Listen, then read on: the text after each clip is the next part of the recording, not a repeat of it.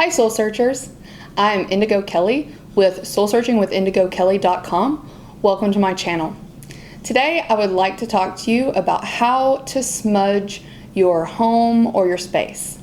Smudging is a ceremonial way to clear a person, place, or thing of negative energy or negative entities. There's really no right way to smudge your home. I do encourage that you research multiple ways, like anything, and see what works best for you and your home. Things that you will need in order to do a smudging of your home are, number one, some sage.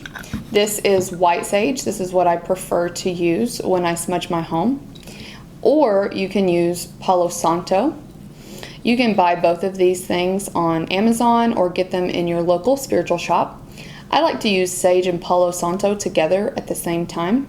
Sage is nice. Palo Santo has a very nice woody scent. You're also going to need some sort of ash catcher or ashtray. I use this nice Abalone Shell. You can also find these on Amazon or at your local spiritual shop. You don't have to have this. It's really kind of an aesthetic. But if you want to do it this way, you can. You can also just use any kind of ashtray. You're also going to need some fire. I use a lighter. I feel that that works best. When you're lighting the sage, sometimes you have to spend a lot of time holding the lighter there to really get your sage engulfed in the flame. It takes a minute. If you were doing this with a match, it might be a little bit more difficult. It might take a lot longer to get it lit and ready to go. But as you can see, it takes a little bit of time to get those lit. So you want to make sure that you have either a lighter or something that's going to apply the flame for a long period of time.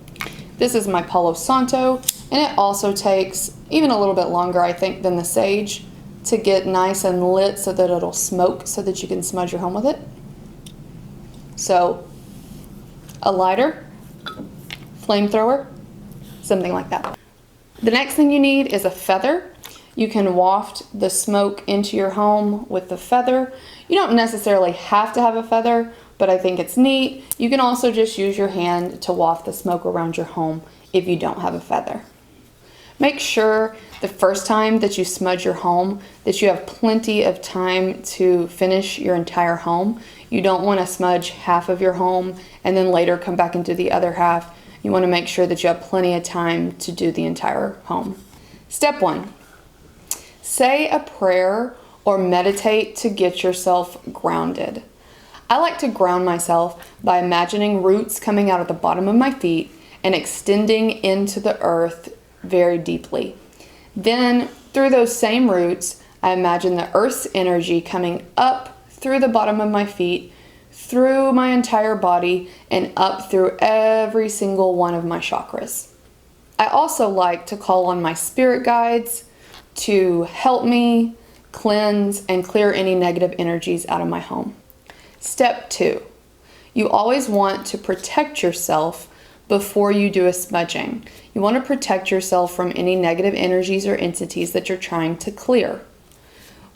The way I protect myself is by closing my eyes and imagining a white protective light all around my body.